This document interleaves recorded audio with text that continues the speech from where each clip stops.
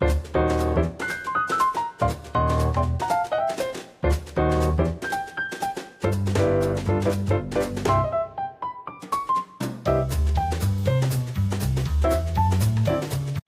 everyone. Welcome to the Betty Eats podcast. I am very excited to welcome a special guest today. We have with us Steve Sabicer of the Enlightened Omnivore. Steve, welcome. So happy to have you here. We have kind of passed each other and seen each other and commented on each other's work on the Substack platform, and now we get to talk to each other and chat some more. So I'm very excited to hear what you have to say. Welcome. Thank you so much for having me. Yeah. And I would love for you to introduce yourself and tell people a little bit about who you are and what you're doing. Sure. Well, so I'm Steve Sabicer, and I write the Enlightened Omnivore, which is a weekly newsletter and podcast on food, farming, and the environment. And it's really about what's on your plate, how it got there, and why it's important. And I love writing about food. I love writing about the environment, my love of nature. But it really is that combination of all those things that, every day when I wake up, I'm thinking about how the food system is interconnected and how much I love to cook. So when those things get together, ideas come up, and that's kind of what I write about when each week. Yeah. Yes. And I have really enjoyed just reading your articles. You are also here in Southern California, like I am, and I love reading your articles, especially as they connect to certain areas of Southern California. So those have hit home for me for sure. But you have had an interesting career path, and I would love for you to take us through that because it's not been a straight line, but it has been an interesting winding road that has led to where you are today. Absolutely. Yeah, I've worn a lot of hats, and I wasn't always in the food industry. I have a 20 plus year career in marketing and communications, and it actually was in the healthcare sector with medical devices. Oh, wow. So not really, almost as far away as you could be from food, but in a lot of ways, it was interconnected, and I've always been a super curious person. And I'd studied archaeology when I was in college. Oh, wow. I traveled a lot with my wife. We took a year off and traveled Latin America and Europe. And then when I came back to California after almost a decade being away, I really was looking for something to stimulate me, in a new career direction, because although communications was very interesting and lucrative, it didn't really tug at my soul. And food always had, and so had the environment. And so I did a lot of things. I mean, I taught for a little while. I was the executive director of a small sustainability nonprofit. So Oh, wow. I had a lot of midlife crises, in my even maybe quarter life crises. But about 10 years ago, I really wanted to make a commitment to food, and I thought I might go to culinary school or open a cafe or a restaurant. And what I decided to do was become a butcher. And there's a whole backstory to that, but it was really a connection to my childhood roots in agriculture, to nature, and to my love of food, but also the realization that meat is often considered an environmentally negative product, and that's something that causes environmental problems. And I really wanted to get to the bottom of that and understand it better, whether I should be a vegetarian or if I could eat meat, with a good conscience. And so I apprenticed as a butcher, and I ended up going to a butcher shop that was run more like a Michelin star restaurant than a meat market. It was an amazing culinary experience. I got to have that culinary school and that line cook kind of experience, and then became a partner in the business. A father of five cannot support a family on a meat cutting salary, unfortunately. So I had to get more and more involved in the other parts of the business that I had experience in, which was marketing and sales and business operations and management. And so we grew that business into two butcher shops and a restaurant. We had an amazing 7 years, and then COVID changed it all. Oh. Um, and so Mhm. that's when I decided to start writing. And I had been writing all along, Mhm. but really I had a passion of, and still have a passion of, writing a book. And so this has been, my Substack adventure has been a great way to enter the writing community, and it's been such a supportive community. I've really enjoyed it, and I've learned a lot, and I love communicating each week with my readers and my Yeah. listeners. Yeah. Yeah. That's wonderful. Going back to becoming a butcher, that is, that is such a turn of events. But at the same time, there must have been something really, I don't know, satisfying about that, because that is kind of physical work in a way, I would guess. Oh And yeah. it's very, so a friend of mine, her brother-in-law has been a longtime butcher for a small shop here in Southern California, and he loves it. He's into it. You can ask him about any cut of meat and he can tell you, just all the details. But what was so you chose that, and you said there was maybe a little family connection. Did you have butchers in your family as well?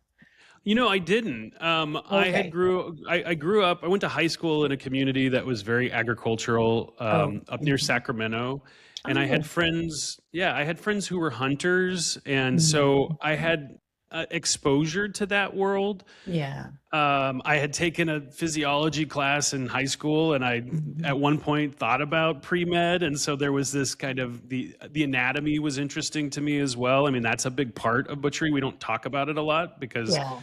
it can be a little awkward when you're, but it is really very much seeing the anatomy is it's a roadmap in terms of Mhm. how you can process these cuts into things that we can then use in the kitchen. So for me, though, it was really the craft. I was intoxicated by the artisanal nature of it, like how, like you said, how hands-on, how tactile.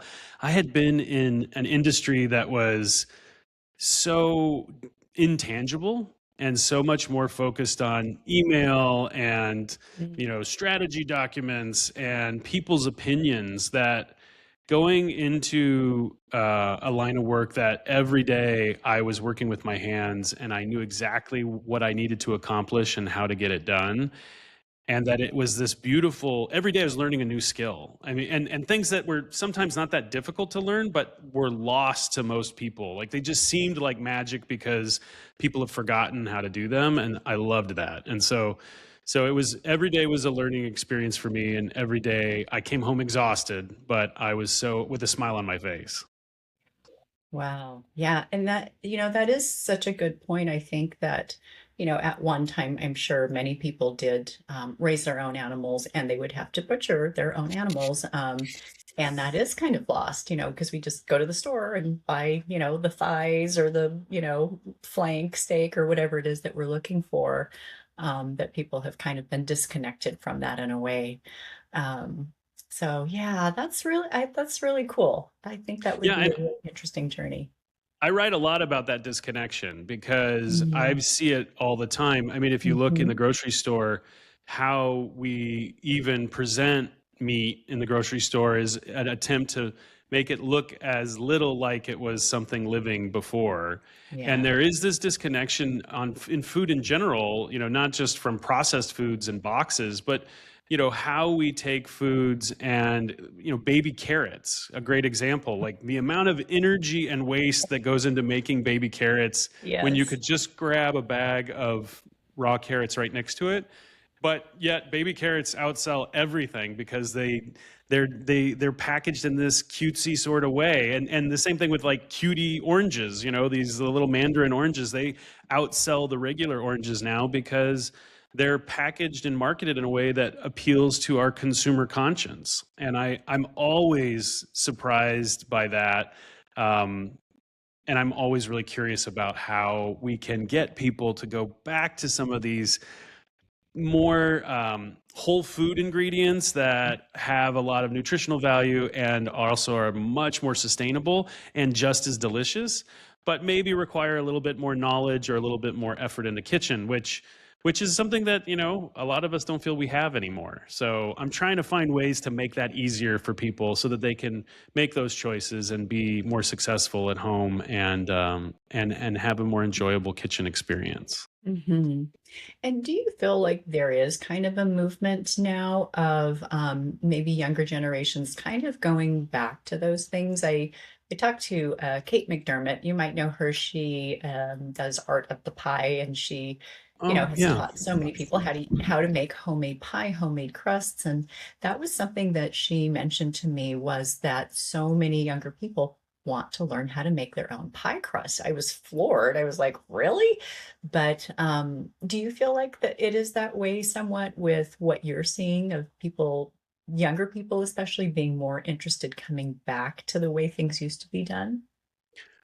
I think there's some generational element of it. I mean, I Mm, definitely saw Generation X start to take on more artisanal crafts. I mean, I was mm, in the microbrewing industry and had done home brewing for a little while. And I know that that industry too, like the people who were interested in that were younger. I would feel like the greatest generation, was could do everything. Folks who grew up in the, yes, the the Great Depression, they had to know how to do everything. They had to know how to yes, save everything.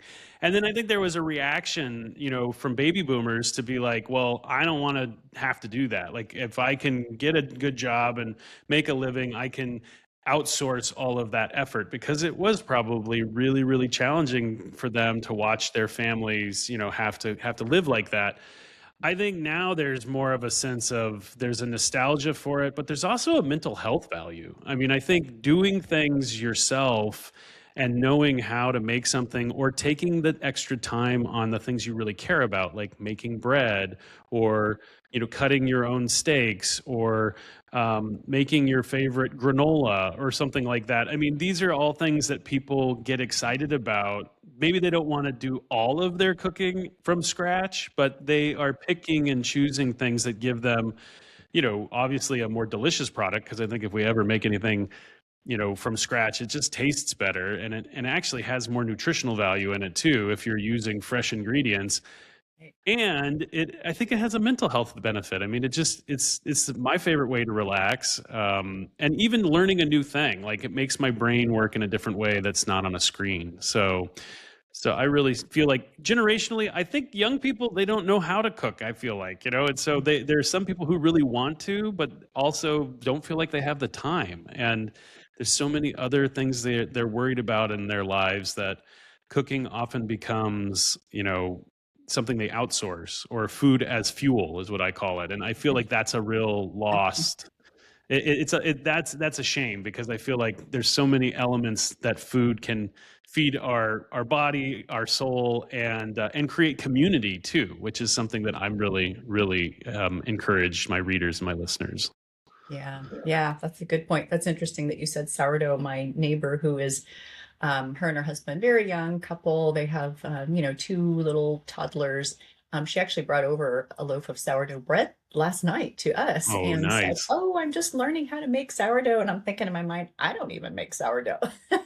I'll make homemade bread, but I haven't dove into the sourdough world. And she was just, so excited and wanted to share. And, it was hot from the oven. It was fabulous. But yeah, and it was so interesting. She's, really diving into that and from, pivoting from being a butcher to now writing. And you talked a little bit about regenerative farming and getting connected again to the land. I noticed one of the things that you wrote about was going to your aunt's place in France, and she has an olive farm or olive grove. Now, that must have been sort of like right up your alley of being connected to the land and knowing exactly where your food comes from. How did you wind up working with her on this farm. Yeah, no, it's a magical place. It's hard not to want to be there all the time. But I'm Oh, actually going this week. I leave on Sunday, oh my so gosh. What? so I'm going back. But I go every spring to do the pruning. So she has a little over 100 olive trees in the south Oh, of wow. France. Wow. And yeah, I started writing about it. I started my Substack about 4 months before I went for the first time. So this has been a relatively recent adventure for me. But Hmm. she had asked me to come and help. She's getting on in years, and it's a large property, and so she's not able to be everywhere to keep an eye on it. And she said, "Do you want to come out and prune my trees?" And I said, "I had no idea what. I don't know how to prune trees. I'm not an arborist. I've never done this before." And so she taught me, and Wow. then I've been working with a couple of men there that help me, and it takes about a week. But it's a really beautiful experience. It's very meditative. It's a lot of alone time during the day, but then Mhm. I get to have these fantastic lunches and dinners with my aunt, and she tells me the stories of her almost century-long life. Wow. It's really magical. And I don't know, have you ever been to the south of France? I have not. I've been to France, but I have not been to the south of France. I I mean, need to it go, don't is. I? Well, yeah, I mean, yes, I won't be the only person to tell you that. It is a beautiful place, but it reminds me a lot of California, and there's a lot of differences, obviously, but that similar Mhm. through line of beauty and agriculture and the quality of the food, Mm. and the obviously the history in France is just so remarkable. But I find the best thing about the south of France is the light. The lighting there. There's a reason why the Impressionists used the south of France as their canvas backdrop, Mm. because the lighting in that part of the world, it's something about the latitude, it's something about the topography. It's just so beautiful every morning and every night. I've never seen more beautiful sunrises and sunsets. Oh, And so yeah, I really love going there. But yeah, I've written a lot about it. It's my Les Olives series, which is at the top of the newsletter, and there will probably be a new post here in March, since I'll be back there for a week, getting dirty and sore and climbing trees and trying to get the crop pruned for the next season. oh my goodness. Well, we're all super jealous, Steve. Well, you are until you come and work with me, where I have to like massage my hands every night because I'm by hand cutting, all these trees. I mean, it's a lot of work. It's not me just sitting and supervising. I prune 80% of the trees by myself, and Wow. you could do two or three in an hour, and so you do the Mhm. math. I prune about half of the trees each season. Wow. So, it's 70 hours of work Mhm. over 7 days. So it's long days. It's long days, but I wouldn't trade it. I look forward to it every season. Yeah. Yeah. And are those olives used for olive oil, or what does she do with those? They are, yes. Mhm. In France, it's interesting. France used to be the premier olive oil producer in Europe, and the Romans Oh, I did saw not the know that. French oil as the best. Ah. And so Mhm. the breeds of olive trees that are in France are relatively unique to the Mediterranean, Oh. and the way that the French prune is a little different. But what happened was there was a huge frost in the 1950s, and it basically killed off um, the most more than half of the trees, and Wow. they just never really replanted. So the French olive oil production is very small, which means they have to make it really good. Yeah. So we get hundreds of liters a year in oil, and then she has a communal press there in town that it's taken to, and it's a lovely thing. You go to the press and all the other community members. Some people only have a tree or two, other people have groves much bigger than hers. But everybody comes to the press to get their olive oil made together, and it's a really magical time of year. I'm looking forward. I haven't been in a while for the harvest season, and I'm looking forward to trying to get back there this year to do some harvesting. Yeah. Wow. That sounds magical and just beautiful. Yeah. What a special experience. Not many people get to do something like that. So now that you are writing and you are focused on some of the different topics that kind of relate to food and the land, what do you feel like is the thing you're really interested in? Well, regenerative agriculture, we talked a little bit about it Hmm. earlier, is Hmm. something that I think is essential to making our food system better here in the United Hmm. States. Not Hmm. only for the environment, but just to bring the flavor and the nutrition back into our food. I mean, Right. it's remarkable for me to think about how the produce in California used to be some of the best in the world. And it's Hmm. still, in terms of volume and production, an amazing story of agriculture. But then when I go to France and I taste things, at their markets, or when I get something out of my own backyard, it's shocking the difference in quality. And that's Yeah. really because of the way that we're raising our food. Hmm. And so, for people who don't know what regenerative agriculture is, it's really about soil health at its base. It's about how do we put things back into the system as we continue to get all this wonderful food out of it. What can we do to enrich the soil and improve the environment so that next year we get an even better crop and an even better crop? And for most applications, the best way to do that is to replicate the natural ecosystem in the soil. Like, how can we encourage more microbial activity, more natural and organic amendments? How can we, rather than disrupt it through plowing or through planting single species crops, or monocropping is what it's called, try to create more of a natural environment, still with food, but that is interactive and engaging with each other in these kind of beautiful symbiotic relationships that are in nature, but are in our food system. And so you see a lot of farmers doing this now. It's not. It used to be kind of a niche thing, but more and more farmers are seeing that regenerative practices are better for their bottom line. And so they're implementing more and more of these activities, these techniques, these planting methods. And the result is better food that's better for the environment. And it's even more nutritious because it's getting all the nutrients out of that soil rather than out of synthetic fertilizers and pesticides. Yeah, that is so interesting that you talk about the taste difference because that is something my husband and I we went to Greece a couple of years ago for a big anniversary and we were just astounded. We were like, this is tomatoes and cucumbers on this Greek salad, but why does it taste so much better here? Exactly.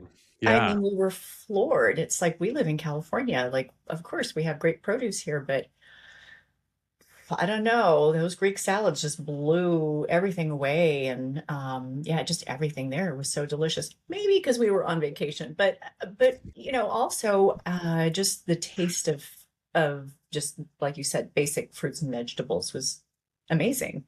So yeah, that is amazing to think about how regenerative farming can really change the way that we eat. And I think even appeal, because you think about people who say, oh, I don't like vegetables. And it's like, well, maybe because the vegetables they're eating don't have a lot of taste to them. Like if you do grow your own tomatoes, a world of difference from Absolutely. what you get at the store. Yeah, yeah. Well, and eating things in season too. I mean, this is another Yes, challenge we have is, eating a tomato this time of yes, year versus in August is a totally different experience. So, 100%. Yeah. but I hear you. I think I'm really a believer, and there's data on this too about the nutritional value of our food. Mhm. This will be I think the next generation will be shorter than the previous generation Oh, because be- really? because of our diets. Yeah, some of that is because of the reliance on processed food, but a lot of it is because even the ingredients that are going into our whole food diet Mm. are lower in nutritional value than they were 20, 30, 40 years ago. An apple today is, I think they say, 30% less nutrition than an apple in 1970. So there's just been a Crazy. real loss of that. And that's using synthetic fertilizers. It's using Mhm. extractive process where the soil just can't recoup every year, Mhm.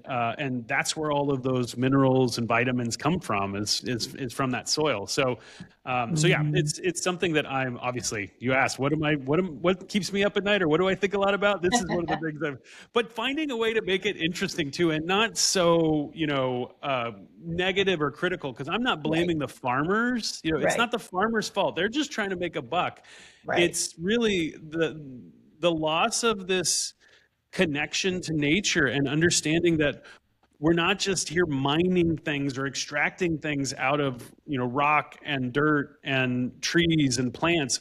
It's a Mhm. relationship. We're in a cycle here, Mhm. and we need to be giving back just as much as we're taking. And there's easy ways to do that. You don't have to rely on um, I mean, there's a lot of way. I have backyard chickens, and they give me eggs every day. But Yeah. Wow. I'm feeding them, and I'm keeping them safe, and they're bringing me all this kind of fantastic manure too that I can put into my garden. So it's Yeah. these kinds of things where we realize and connect back to, oh, this is how the cycle works. Waste can be gold. It just has to be Mhm. packaged and used in the right way. Yeah. Yeah. I was going to ask, like, what are a few steps that the average person can do if they think, okay, I want to be part of this. Because, you can feel very helpless. It's like, well, where else am I going to get my food, but, what would you say is like an easy step for somebody who, either lives in the city in an apartment or Mhm. somebody who has a backyard with that has the space that they could do something. What do you feel like would be a good first step for somebody? Well, definitely trying to buy some of your whole vegetables and fruits from Hmm. regenerative sources. And Hmm. most cities have fantastic farmers markets. Yeah. There's also CSAs that you can participate in where they'll Hmm. deliver it to your house. Hmm.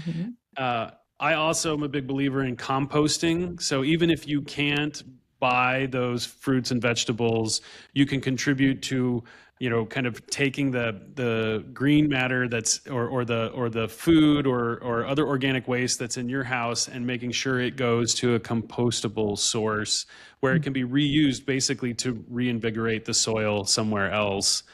And then, yeah, if you've got the space in your backyard, even a backyard garden, that's a great way, especially if you have kids, to educate Yeah. and connect them to how the food system works. Yeah. um, I just say just get a house plant because it's a fascinating connection to learn how difficult it is to keep a plant alive. I mean, we all I talk about know. but there's so many things you have to learn. But yet it's you don't have to walk it. You don't have to clean up after it. So it's not a four-legged pet challenge, but it does, I think, give us a better appreciation of how the food system works and how the larger natural biosphere works. And those are lessons that I think they carry through life. And we do so much to like ignore them now or to hide from them that I feel like being in closer connection, even if it's just with a plant on your desk, is Yeah. a great way to start. Yeah. Yeah. That's a great suggestion. That you were talking about kids, it made me think of my a friend of mine. Her and her husband have a wonderful backyard, and they grow all sorts of things. They're very old school. His family is Armenian, and so he has this beautiful plot of just different vegetables that he grows. And they had one of their neighbor kids over, and so he pulled a carrot out of the ground, and he says, "Oh, do you want this?" And the little boy was horrified. He goes, "That came out of the ground." I So, hear it all the time, and a lot of the neighbors come over with their kids to see our chickens, oh, and we have a couple of raised beds in the backyard, but just to see how, I mean, animals are not clean and tidy all the time, and when no. you pull an egg out of the chicken box, it'll have feathers on it, maybe it'll have a little dirt on it, Yeah. and it is really shocking to people that that's how it works, and but I think that's such a magical teaching moment too, because that surprise is going to stick with them. That memory will be there when that carrot came out of that ground for that that young kid, as long as they're told, no, it's okay. Like that's the Right. where they all come from, Yeah. actually. So but I love that. I mean, that was always magic to me. The agriculture, I was always fascinated with agriculture as a little kid, even Mm, though I never, had family in it. And then I ended up, I worked in a dairy, I worked in a hatchery, I worked out in the fields. I got a sense of what it was like. It's right. hard, and it's such hard work, and it's such Yeah. demanding work, and it's such high risk, but it's Mhm. beautiful, and it feeds us, and we have to appreciate and respect that. Yeah, yeah, yes to all of that. Very, very true. Yeah, my husband grew up in Oregon, and so where they were surrounded by, berry farms and nut orchards and other fruit orchards, and so him and his siblings in the summer that they would do a lot of picking and harvesting and for whatever it was, $2 a day at the time or something, just little kid work. And yes, and he was like, oh my gosh, we were so exhausted at the end of the day and sunburned, but you love it and you know exactly where it comes from. Well, so you probably have a mind then when you are developing recipes and putting recipes together of where food comes from and what goes with what. So how do you approach putting recipes together? What is top of mind for you, or how do you go about that? What's your process? Well, I'm one of those cooks who doesn't use recipes that often. Hmm. So when I'm looking at a recipe, I'm looking at it for the ingredients, I'm looking at it for the technique. And I guess what I really appreciate recipes that are explicit in technique, because I think that's the most important part of a recipe. And Mm. in fact, a lot of recipe makers and a lot of chefs that I know, they intentionally hide some of the most important components, because they want their version to turn out perfectly every time, and they Yeah. want you to be coming back to their restaurant or buy their cookbook or whatever it is. But it's hard to give all of your secrets away. And so I Hmm. really appreciate a recipe that has very detailed technique, and talks not only about temperature and time and proportions, but Hmm. also when you put things together, what ingredients get added together first and second. You see this a lot in baking, but I think Hmm. it's just as important in other cooking. And it's often omitted. It's Right. often it's consolidated down, and you just have, okay, add these ingredients together. Well, if you actually watch the chef do it, they do it in an order, and that order matters. And Mm. so I really like, play by play recipes. And the folks that I always admired, who always influenced me, were people like Alton Brown, who's, Oh, as yeah. much a scientist as he is a Yes. chef. And so, they get into kind of the chemistry and the molecular side of Right. the cuisine, which for me, if you understand that, you can improvise almost anything in the kitchen. And my Mm. favorite thing to do is just open the fridge and Iron Chef it. Like, look, okay, what am I going to make tonight? Okay, let's try to make and pick some really hard ingredients. Like that half jar of capers that's been sitting in there for 2 weeks, or this little jar of mustard that someone gave me as a present. Like, how can I take these things and put them into my regular Hmm. menu routine and create something new? So yeah, I'm always looking at recipes to see how technical they are, and also, is it something that I've never done before? Is it, Mm. so I love foods from around the world, and I love, especially from the Mediterranean. And so I'm Mm. always looking at, okay, have I ever had this before in a restaurant? I've never made it at home. What is it that's in this, or this person's house? How did they make that? Mhm. And so that's, that those are the kinds of recipes those are the cookbooks I buy, are the ones Yeah. that are from places that either I've visited or that I've always wanted to visit, and I enjoy their cuisine. I remember hearing that a really great recipe doesn't just tell you how to make it, but it teaches you something new. And that's kind of what you're saying is you're going to learn something by making this recipe, not just, slap this together and eat it, but you're also going to gain a new skill in a way. So, yeah. I love that. Absolutely. Yeah. Yeah. And so, with this rise of crazy AI generated recipes and things like that, so I'm guessing that that is probably something that you are looking at is what those directions look like to vet something. Well, and the shortcuts that AI takes, if Mhm. you Google a recipe online, the top one, even if it's from a real person, is probably going to be very similar to the AI response. I Mhm. feel like it's the ones that are the most popular, Mhm. or the most generic.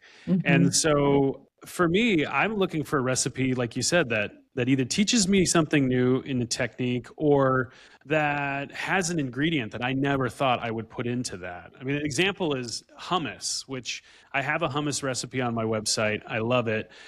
We eat a lot of hummus in our house, and I love the Yeah. history of hummus.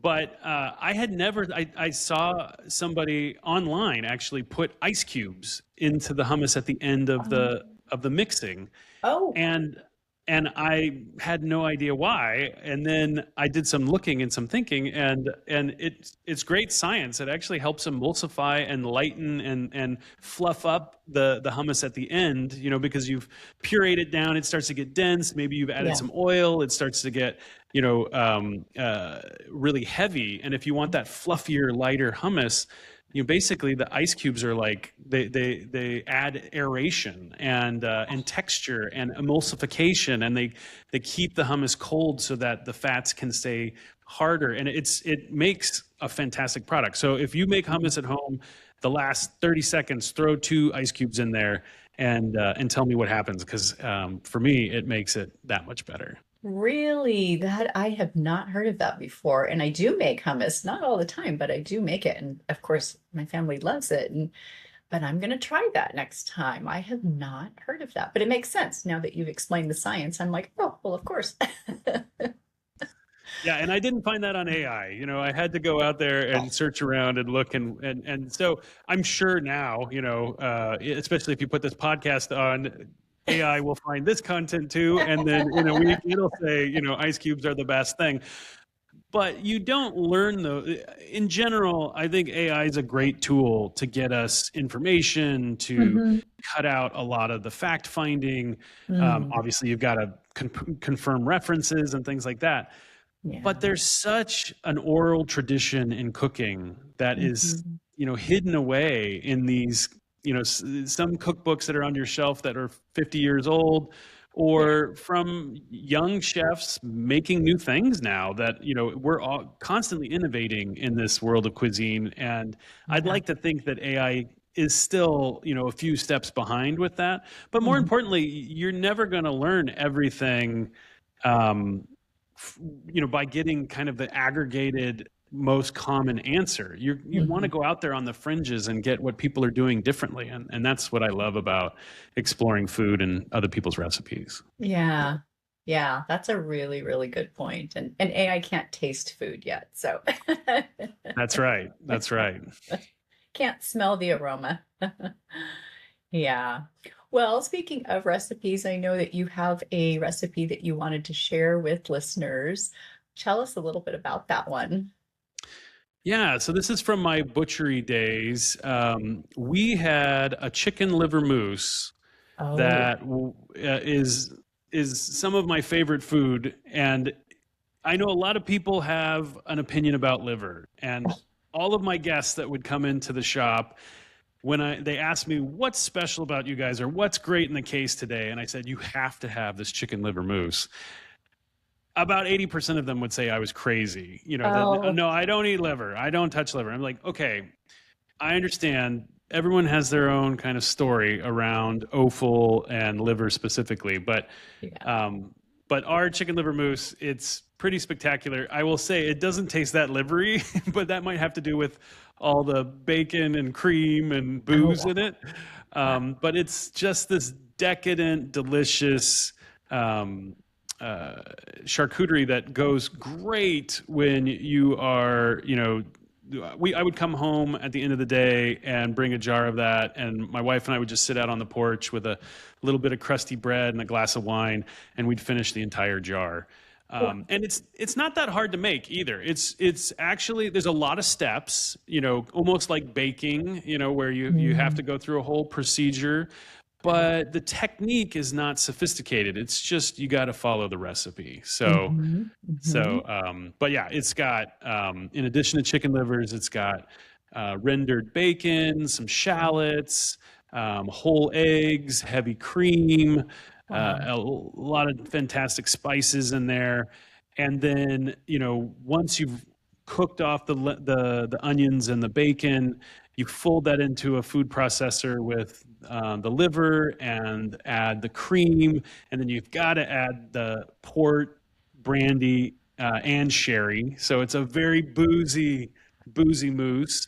Um, and then cook it in a hot water bath for about at 300 degrees for a little less than an hour, and it just comes out as this pink, fluffy, spreadable, decadent, boozy, you know, meaty deliciousness it was a tradition for us to always eat it at Valentine's Day, Oh, and it just seemed a little bit debaucherous, just a yeah. little bit, but it's great at the holidays too. It could be, we make it at Christmas time in our house, and Mm. it's just and I just save all the livers from the whole chickens that I buy at the Oh, grocery store, Mark. put them in the freezer, and when I have a half pint Mm. of livers, that's about all you need, and it makes plenty because a Wow. little goes a long way.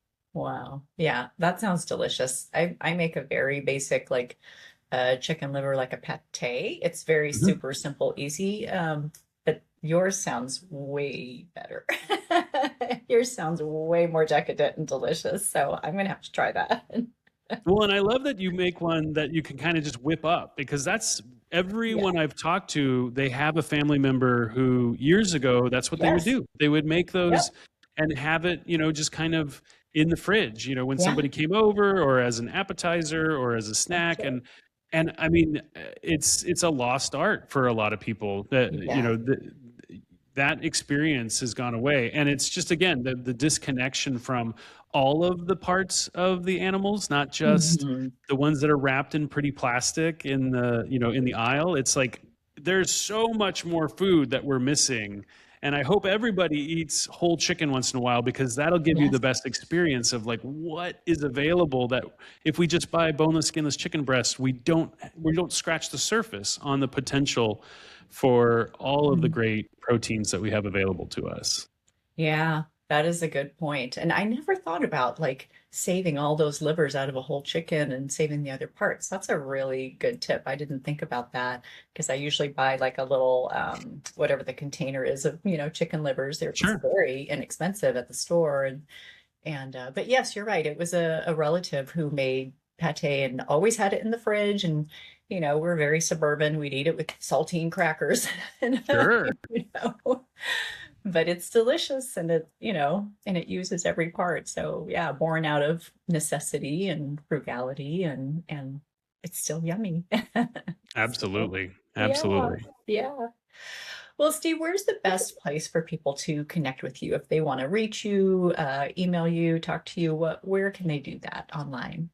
Yeah, well, you can get me at my Substack newsletter, Enlightened Omnivore.